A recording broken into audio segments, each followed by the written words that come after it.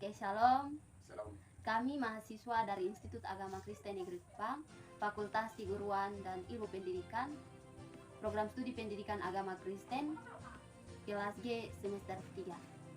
Di sini kami masing-masing akan membawakan salah satu cerita tentang tokoh dalam Alkitab, khususnya Perjanjian Lama. Dan saya atas nama Rizka Snae, NIM 101-2021 0201, saya akan membawakan cerita tentang Nuh, dan teman saya Kakak Daniel Toto selengkapnya dia akan memperkenalkan dirinya. Baik, terima kasih. Perkenalkan, nama saya Daniel Toto dengan NIM 1.01-2021 0183. Baik, di sini saya akan menceritakan salah satu tokoh, yaitu tokoh Raja Yosia. Dan selanjutnya teman saya di samping kiri saya. Baik, saya atas nama Sarina Sahu dengan NIM 1.01-2021. Di sini saya akan menceritakan tentang tokoh Samuel. Di sini kami akan berdiskusi bersama tentang tokoh-tokoh dalam Alkitab, khususnya dalam Perjanjian Lama, untuk menyelesaikan tugas akhir semester hermeneutik Perjanjian Lama. Dan yang pertama saya akan menceritakan tentang riwayat hidup Nuh. Nuh disebut sebanyak 43 kali dalam Alkitab, khususnya Kejadian pasal 5, pasal 6, pasal 7, pasal 8, dan pasal 9. Nuh adalah seorang anak dari Lamek, dan anak ini akan memberi penghiburan dalam pekerjaan yang penuh susah payah di tanah yang telah terkutuk oleh Tuhan. Terdapat dalam Kejadian pasal 5 ayat 29. Nuh juga memiliki 3 orang anak, yaitu Sem, Ham, dan Yafet. Terdapat dalam Kejadian 5 ayat 32. Ketika Tuhan melihat bahwa kejahatan manusia besar di bumi dan bahwa kecenderungan hatinya selalu membuahkan kejahatan semata-mata, maka Tuhan mengesal bahwa ia telah menjadikan manusia di bumi dan hal itu memilukan hatinya. Terdapat dalam Kejadian pasal 6 ayat 5 sampai ayatnya yang ke-6.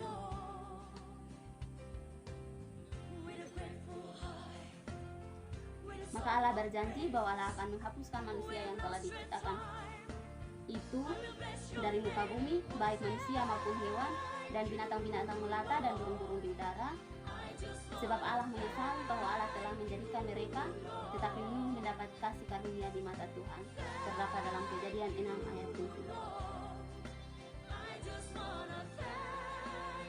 Nuh adalah seorang yang benar dan tidak bercela di antara orang-orang sesamanya, dan Nuh itu hidup bergaul dengan Allah. Dan Nuh juga melakukan segala yang diperintahkan Allah Tuhan kepadanya. Ketika Nuh setia melakukan apa yang diperintahkan Tuhan kepadanya, maka Allah juga setia dan mengenapi janji yang ia berikan kepada Nuh. Dan kemudian Nuh mati ketika Nuh mencapai umur 950 tahun. Terdapat dalam Kejadian pasal 9 ayat 29. Dan dari riwayat Nuh, saya mengambil makna, yaitu untuk pribadi, ketika kita hidup dan bergaul dengan Allah dan melakukan perintah Allah, maka Allah yang sama ia akan terus menopang kita dan menyelamatkan kita, dan bukan kita sendiri namun keluarga kita juga. Yang kedua, makna untuk keluarga, yaitu dari riwayat Nuh dapat dimaknai bahwa keluarga yang takut akan Tuhan dan melakukan setiap perintah Tuhan, maka ia akan diberkati selalu. Dan ketiga, makna untuk pendidikan, yaitu pentingnya kesadaran bagi pengajar dalam dunia pendidikan untuk memotivasi peserta didiknya dalam menaati setiap peraturan dan selalu mengandalkan Tuhan dimanapun mereka berada. Yang berikut, makna untuk gereja, yaitu dari riwayat Nuh dapat mempunyai makna yang sangat penting bagi gereja, yaitu perlunya motivasi dari pihak gereja kepada pengikutnya untuk selalu taat pada setiap perintah Tuhan. Mungkin ini yang saya bagikan, dan selanjutnya mungkin ada usul, saran, kritik maupun pertanyaan dari kedua teman saya. Waktu dan kesempatan saya berikan. Oke, terima kasih banyak Kak Rizka atas waktu dan kesempatannya. Di sini saya memiliki satu pertanyaan apakah janji, perintah, dan larangan daripada Tuhan kepada Nuh? Baik, terima kasih Kakak Salmina atas pertanyaannya. Adapun janji, perintah, dan larangan Allah kepada Nuh, yaitu yang pertama dalam pasal yang ke-6. Yang pertama, ketika Tuhan melihat bahwa kejahatan manusia besar di bumi dan bahwa kecenderungan hatinya selalu membuahkan kejahatan semata-mata, maka Tuhan mengesal bahwa Ia telah menjadikan manusia di bumi dan hal itu memilukan hatinya. Terdapat dalam Kejadian pasal 6 ayat 5 dan ke-6. Maka Allah berjanji bahwa Allah akan menghapuskan manusia yang telah diciptakan itu dari muka bumi, baik manusia maupun hewan dan binatang-binatang melata dan burung-burung di udara, sebab Allah mengesal bahwa Allah telah menjadikan mereka. Tetapi Nuh mendapat kasih karunia di mata Tuhan. Terdapat dalam Kejadian 6 ayat 7. Dan yang kedua, Kejadian 6 ayat 12 berkata bahwa Allah menilik bumi itu dan sungguhlah rusak benar, sebab semua manusia menjalankan hidup yang rusak di bumi. Sehingga Allah berjanji kepada Nuh bahwa Allah telah memutuskan untuk mengakhiri hidup segala makhluk, sebab bumi telah penuh dengan kekerasan oleh mereka. Jadi Allah akan memusnahkan mereka bersama-sama dengan bumi. Terdapat dalam Kejadian pasal 6 ayat 13. Yang ketiga, dan Allah juga memberikan perintah kepada Nuh, yaitu terdapat dalam Kejadian pasal 6 ayat yang ke-14 hingga ayatnya yang ke-16 yang berkata, buatlah bagimu sebuah bahtera dari kayu gofir. Bahtera itu harus kau buat berpetak-petak dan harus kau tutup dengan pakal dari luar dan dari dalam. Beginilah engkau harus membuat bahtera itu, 300 hasta panjangnya, 50 hasta lebarnya, dan 30 hasta tingginya. Buatlah atap pada bahtera itu dan selesaikanlah bahtera itu sampai sehasta dari atas dan pasanglah pintunya pada lambungnya. Buatlah bahtera itu bertingkat bawah, tengah, dan atas. Yang keempat, Allah tidak hanya memberikan perintah kepada Nuh, namun Allah juga memberikan janji kepada Nuh. Terdapat dalam Kejadian pasal 6 ayat 17 hingga ayat yang ke-21 yang berkata, sebab sesungguhnya aku akan mendatangkan air bah meliputi bumi untuk memusnahkan segala yang hidup dan bernyawa di kolong langit, segala yang ada di bumi akan mati binasa. Tetapi dengan engkau, aku akan mengadakan perjanjianku, dan dengan engkau, aku akan masuk ke dalam bahtera itu, engkau bersama-sama dengan anak-anakmu dan istri anak-anakmu. Dan dari segala yang hidup, dari segala makhluk, dari semuanya haruslah engkau bawa satu pasang ke dalam bahtera itu, supaya terpelihara hidupnya bersama-sama dengan engkau. Jantan dan betina harus kau bawa dari segala jenis burung-burung dan dari segala jenis hewan, dari segala jenis binatang melata di muka bumi, dari semuanya itu harus datang satu pasang kepadamu, supaya terpelihara hidupnya. Dan engkau bawalah bagimu segala apa yang dapat dimakan, kumpulkanlah itu padamu untuk menjadi makanan bagimu dan bagi mereka. Yang berikut Kejadian pasal 7. Yang pertama, Kejadian pasal 7 ayat 1 sampai ayat 3 merupakan perintah Tuhan kepada Nuh yang berkata, masuklah ke dalam bahtera itu, engkau dan seisi rumahmu, sebab engkaulah yang kulihat benar di hadapanku di antara orang zaman ini. Dari segala binatang yang tidak haram haruslah kau ambil 7 pasang, jantan dan betinanya, tetapi dari binatang yang haram 1 pasang, jantan dan betinanya. Juga dari burung-burung di udara 7 pasang, jantan dan betinanya, supaya terpelihara hidup keturunannya di seluruh bumi. Yang kedua, Kejadian pasal 7 ayatnya yang keempat merupakan janji Tuhan kepada Nuh yang berkata, sebab 7 hari lagi aku akan menurunkan hujan ke atas bumi 40 hari 40 malam lamanya, dan aku akan menghapuskan dari muka bumi segala yang ada yang kujadikan itu. Yang berikut Kejadian pasal 8. Yang pertama, Kejadian 8 ayat 16 hingga ayat yang ke-17 merupakan perintah Tuhan kepada Nuh yang berkata, keluarlah dari bahtera itu engkau bersama-sama dengan istrimu serta anak-anakmu dan istri anak-anakmu, segala binatang yang bersama-sama dengan engkau, segala yang hidup, burung-burung, hewan, dan segala binatang melata yang merayap di bumi, suruhlah keluar bersama-sama dengan engkau, supaya semuanya itu berkeriapan di bumi, serta berkembang biak dan bertambah banyak di bumi. Yang kedua, Kejadian 8 ayat 21 hingga ayat yang ke-22, ketika Tuhan mencium persembahan yang harum itu, berfirmanlah Tuhan dalam hatinya, aku takkan mengutuk bumi ini lagi karena manusia, sekalipun yang ditimbulkan hatinya adalah jahat dari sejak kecilnya, dan aku takkan membinasakan lagi segala yang hidup seperti yang telah kulakukan. Selama bumi masih ada, takkan berhenti-henti musim menabur dan menuai, angin dan panas, kemarau dan hujan, siang dan malam. Yang berikut Kejadian pasal 9. Yang pertama, Kejadian 9 ayat 1 merupakan perintah Allah kepada Nuh yang berkata, lalu Allah memberkati Nuh dan anak-anaknya serta berfirman kepada mereka, beranak cuculah dan bertambah banyaklah serta penuhilah bumi. Yang kedua, Kejadian 9 ayat 2 sampai ayat yang ketiga merupakan janji Allah yang berkata, akan takut dan akan gentar kepadamu segala binatang di bumi dan segala burung di udara, segala yang bergerak di bumi, di muka bumi dan segala ikan di laut. Ke dalam tanganmu lah semuanya itu diserahkan, segala yang bergerak, yang hidup akan menjadi makananmu. Aku telah memberikan semuanya itu kepadamu, seperti juga tumbuhan hijau. Yang ketiga, Kejadian 9 ayat 4 sampai ayat yang ke-6 merupakan janji, perintah dan larangan Tuhan kepada Nuh, yaitu bunyinya, hanya daging yang masih ada nyawanya, yakni darahnya, janganlah kamu makan, tetapi mengenai darah kamu, yakni nyawa kamu, aku akan menuntut balasnya. Dari segala binatang aku akan menuntutnya, dan dari segala manusia aku akan menuntut nyawa sesama manusia. Siapa yang menumpahkan darah manusia, darahnya akan tertumpah oleh manusia, sebab Allah membuat manusia itu menurut gambarnya sendiri. Yang keempat, Kejadian 9 ayat yang ke-7 merupakan janji Tuhan kepada Nuh yang berkata, dan kamu beranak cuculah dan bertambah banyak, sehingga tak terbilang jumlahmu di atas bumi, ya bertambah banyaklah di atasnya. Yang kelima, Kejadian 9 ayat 9 sampai ayat 17 merupakan janji Tuhan kepada Nuh dan keturunan Nuh dan dengan segala makhluk hidup yang bersama-sama dengan Nuh, yaitu burung-burung, ternak, dan binatang-binatang liar di bumi yang bersama-sama dengan Nuh, dan segala yang keluar dari bahtera itu, segala binatang di bumi, bahwa Allah tidak lagi memusnahkan bumi dengan air bah lagi. Demikian jawaban dari saya. Apakah ada tanggapan balik dari Kakak Sarlina? Waktu dan kesempatan saya berikan.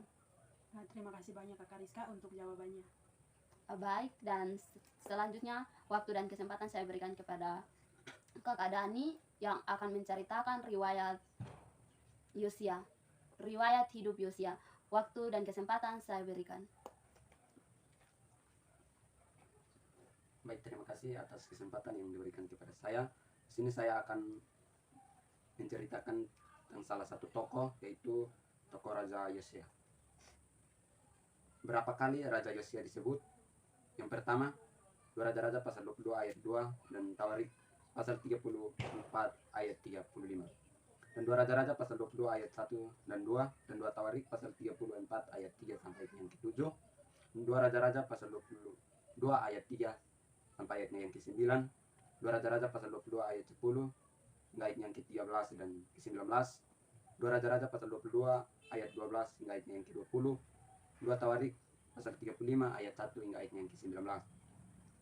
Raja Yosia, sebuah pencarian untuk mematuhi perintah-perintah Tuhan. Yosia berusia 8 tahun ketika dia didirikan Raja Yehuda. Dia adalah seorang raja yang baik, yang mengasihi Tuhan dan Israel. Mematuhi Tuhan dan berhenti menyembah berhala saat dia lebih dewasa. Dia dan rakyatnya mulai memperbaiki bait suci dan mempermudahkannya lagi. 2 Tawarik, 2 Raja-Raja pasal 22 ayat 1 dan 2 dan 2 Tawarik pasal 34 dan ayatnya yang ketiga dan ayatnya yang ke-7.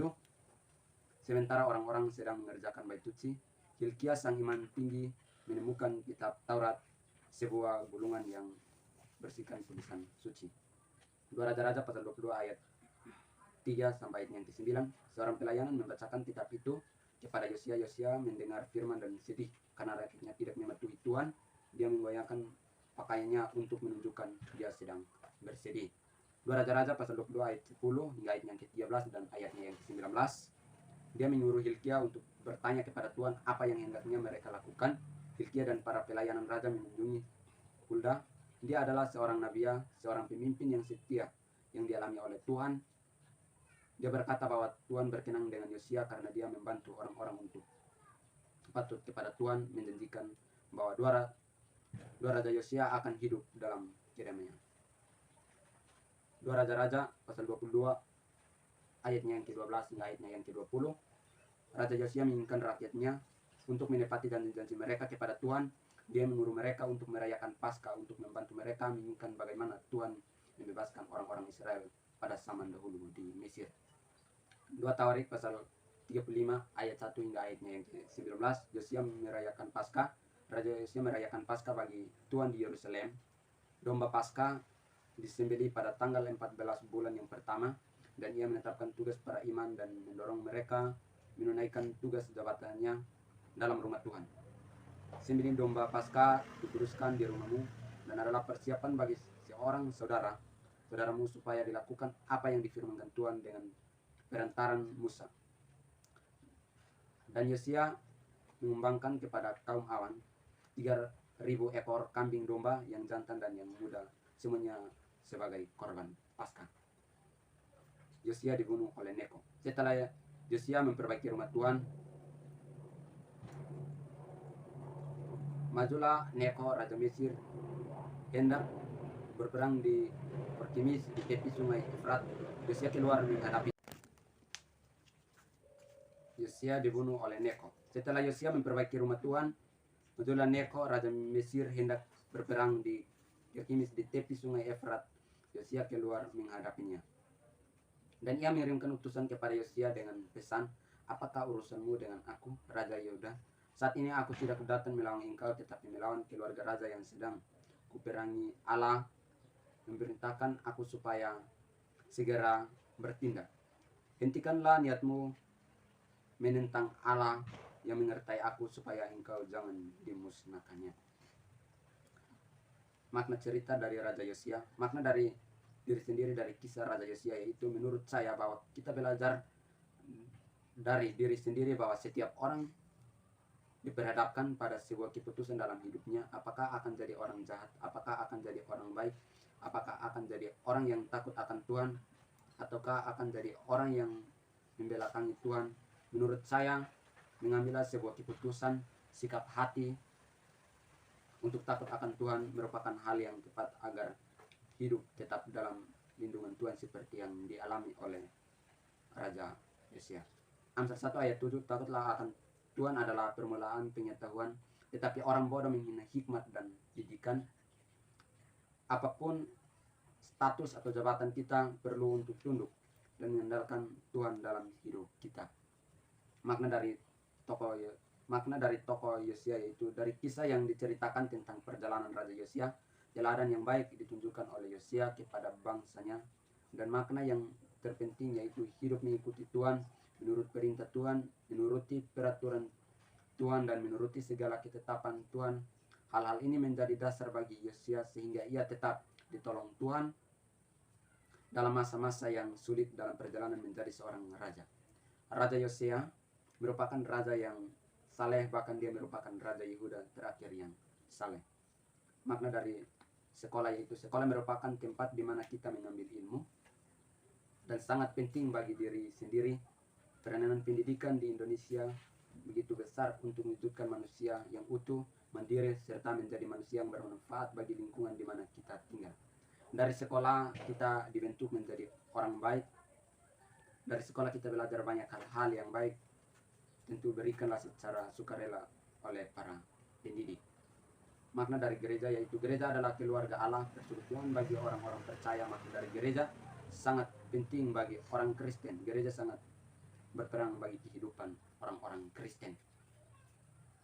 Makna dari keluarga yaitu keluarga merupakan inspirasi penting bagi hidup ini. Keluarga tempat pertama kali kita belajar sebelum mengenal lingkungan yang lebih luas, dan keluarga adalah harta yang paling berharga. Dari keluarga kita belajar banyak hal, ketulusan dan damai yang diberikan dari keluarga sangat penting bagi kehidupan kita. Keluarga yang baik haruslah menuruti sikap dan teladan dari Yosia. Dia mengajarkan banyak hal bagi pertumbuhan yang baik dalam keluarga. Baik, terima kasih. Inilah salah satu cerita dari Raja Yosia. Mungkin ada kritik atau saran dari teman-teman, waktu dan kesempatan saya berikan. Baik, terima kasih atas waktu dan kesempatan yang diberikan. Di sini saya ingin bertanya kepada Kakak Dani, apakah sisi positif dan sisi negatif dari Raja Yosia? Baik, terima kasih. Saya akan menanggapi pertanyaan dari Kakak Rizka.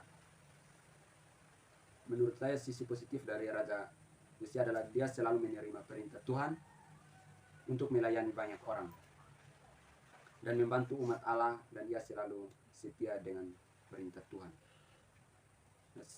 Menurut saya sisi negatif dari Raja Yosia, dia adalah orang yang kejam dan ketat untuk beribadah kepada Allah. Ini mungkin jawaban dari saya. Mungkin ada tanggapan balik dari Kakak Rizka. Baik, terima kasih atas jawaban dari Kakak Dani. Saya terima jawabannya. Baik, terima kasih. Waktu dan selanjutnya saya berikan kesempatan kepada Kakak Serlina untuk menceritakan kisah dari Raja Samuel. Oke, terima kasih banyak atas waktu dan kesempatannya kepada dan kesempatannya. Di sini saya akan menceritakan tentang tokoh Samuel. Nah, nama Samuel disebut sebanyak 98 kali, yaitu terdapat dalam kitab pertama Samuel pasal 1, pasal 2, pasal 3, pasal 7, pasal 8, pasal 9, pasal 10, pasal 12, pasal 13, pasal 15, pasal 16 dan pasal yang ke-25. Dan di sini saya akan menceritakan secara garis besar tentang cerita tokoh Samuel, mulai dari sejak lahir, hidup dan apa yang ia lakukan sampai ia mati. Cerita tentang kelahiran Samuel terdapat dalam pertama Samuel pasal 1 ayat 19 sampai 21. Bunyinya, keesokan harinya bangunlah mereka pagi-pagi, lalu sujud menyembah di hadapan Tuhan. Kemudian pulanglah mereka ke rumahnya di Rama. Ketika Elkana bersetubuh dengan Hana, istrinya, Tuhan ingat kepadanya.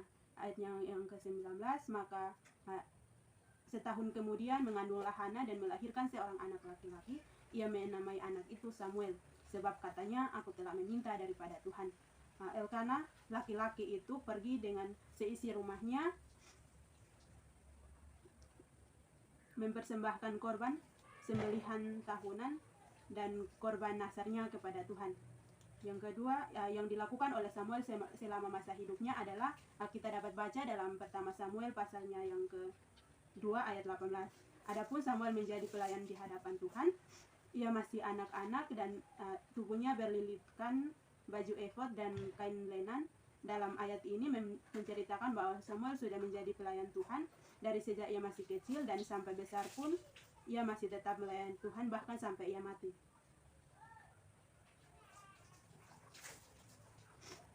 Yang berikut ini adalah secara garis besar dalam kehidupan Nabi Samuel sejak kelahirannya hingga wafatnya. Yang pertama, Samuel diserahkan menjadi hamba Tuhan sejak masih anak-anak, yaitu terdapat dalam pertama Samuel pasal 1 ayatnya yang ke-28. Maka aku pun menyerahkan kepada Tuhan seumur hidup. Terserahlah kiranya kepada Tuhan, lalu sujudlah mereka di sana menyembah kepada Tuhan. Samuel merupakan anak dari salah satu hubungan suami istri dalam Kristen, yaitu pasangan dari Elkana dan Hana. Sebelum kelahirannya, Hana memohon kepada Tuhan agar diberikan anak dan berjanji akan memberikan anaknya itu menjadi hamba Tuhan di bait Allah.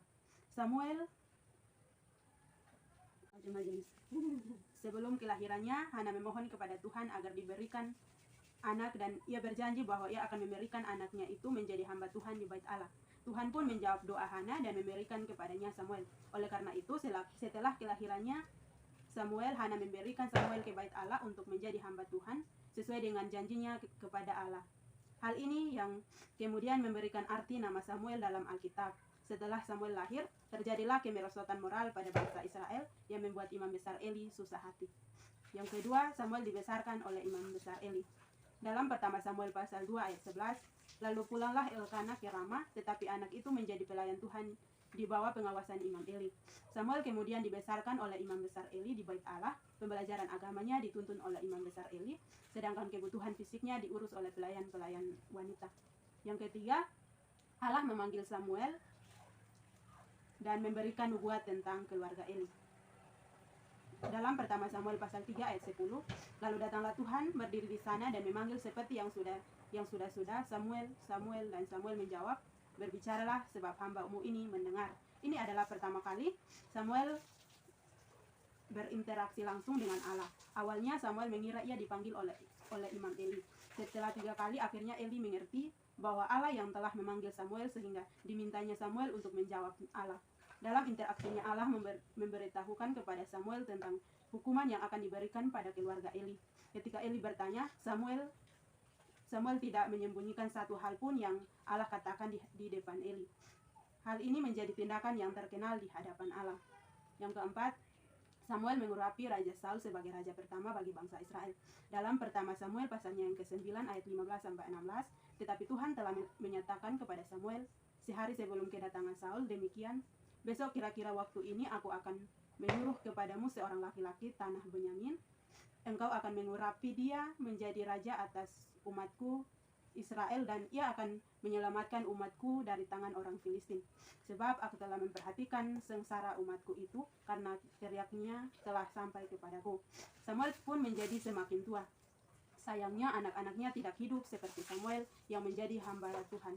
Melihat hal ini, orang Israel menuntut adanya raja atas bangsa mereka.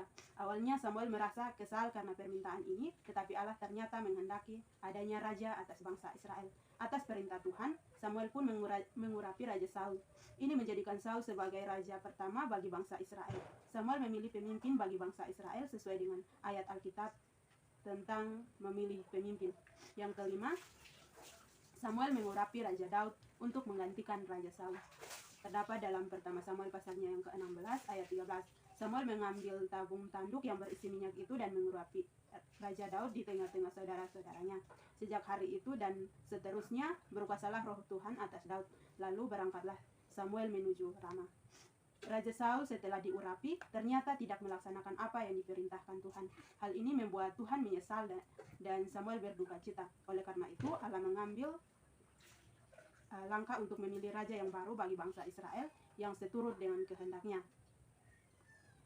Dipilihnya Daud dan Samuel pun mengurapi Raja Daud. Raja Daud selanjutnya menjadi raja bagi bangsa Israel yang baik di mata Allah. Yang keenam, Samuel wafat di Rama.